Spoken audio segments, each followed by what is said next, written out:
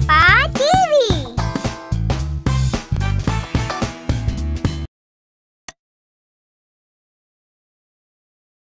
पिछले एपिसोड में आपने देखा कि नीता अंजलि के पेट में चाकू मार देती है। अब आगे चाकू लगने के बाद अंजलि दर्द से रोने लगती है और खून बहने लगता है। अंजलि! कौशिक अर्जुन के ऊपर फिर से कोई राख फेंकता है और अर्जुन वापस जमीन पर गिरकर तड़पने लगता है। ये तुमने सही नहीं किया, मैं तुम्हें नहीं छोड़ूंगी। शिवानी अपनी विशाल नागिन रूप में आने लगती है। शिवानी चेहरे वाला भाग मानव का और पैरों वाला भाग नागिन का रखती है और बहुत बड़ी होकर रीता और नीता को बांध देती है। रीता और नीता दोनों छूटने की कोशिश करती हैं, लेकिन शिवानी अपनी पूंछ बड़ी करके उनको बांधती जाती है। रीता दूर से चाकू फेंककर मारती है, जो दोबारा अंजलि को लगता है, लेकिन शिवानी पूंछ से रीता और नीता को पटक पटक कर मारती है। मेरे कैद करने के बाद भी तू मेरे द्वारा बनाई गई नागिनों को चुनौती दे रही है। शिवानी रीता और नीता को पूंछ से मारने लगती है, लेकिन तभी कौशिक गुस्से में अपनी शक्तियों से एक मायावी शस्त्र शिवानी को मारता है और शिवानी की पकड़ कमजोर हो जाती है। रीता और नीता छूटकर कौशिक के पास जाकर खड़ी हो जाती हैं। मयूरी, तुम अर्जुन को खत्म कर दो। ये तो मैं कब से चाहती थी। अर्जुन पहले से ही घायल है और तड़प रहा है। तभी मयूरी हाथ में 2 लोहे की कील उठाए, जो कि आग में तपाकर गर्म की गई है और उसमें एक तरफ लकड़ी लगी है, अर्जुन की ओर बढ़ती है। अब आएगा मजा। नहीं नहीं मयूरी, उसे कुछ मत करना। कौशिक का मायावी शस्त्र फिर दोबारा शिवानी पर वार करता है और शिवानी घायल हो जाती है। मयूरी को आगे बढ़ता देख अंजलि एक पुरानी बात सोचने लगती है। कौशिक अपनी शक्ति से एक विष कन्या को जन्म देता है। शिवानी ने मयूरी को कैद करके कहीं पर रख दिया है, इसीलिए मैं तुम्हें मयूरी के स्थान पर अर्जुन के घर में भेज रहा हूँ, जहाँ तुम्हारा नाम अंजलि होगा। जो आज्ञा। सिर झुकाती है। वैसे तो मैंने तुम्हारे अंदर ही बहुत सारी शक्तियों का प्रवेश करा दिया है, लेकिन मैं तुम्हें एक मायावी और अचूक शक्ति और देता हूँ, जिसका उपयोग तुम एक बार ही कर पाओगी। अंजलि ने सहमति दी।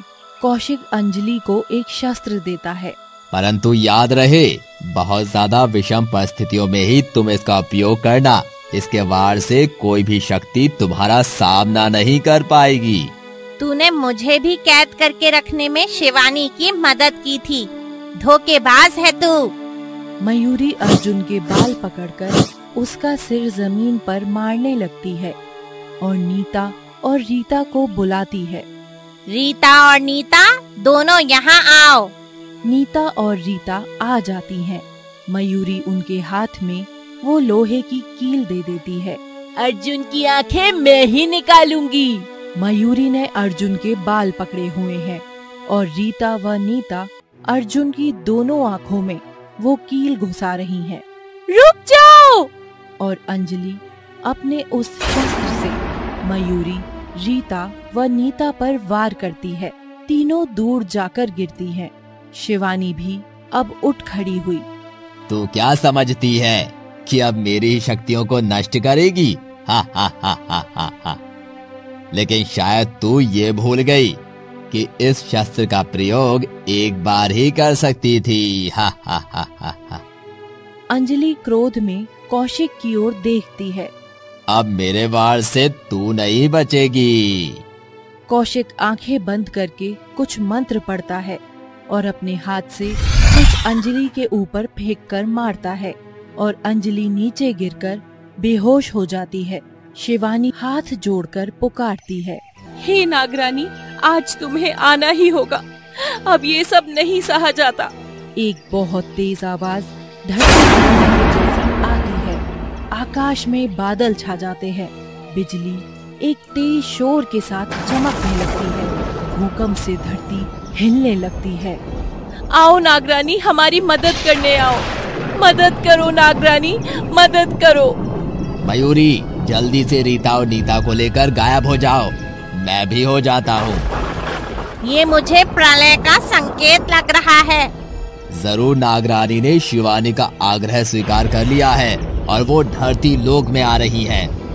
तुझे तो मैं बाद में देख लूंगी जहरीली नागिन, मैं दोबारा आऊंगी। मैं नागमणि तो लेकर ही रहूंगा। ऐसा कहकर कौशिक गायब हो जाता है। मयूरी भी नीता और रीता के साथ गायब हो जाती है।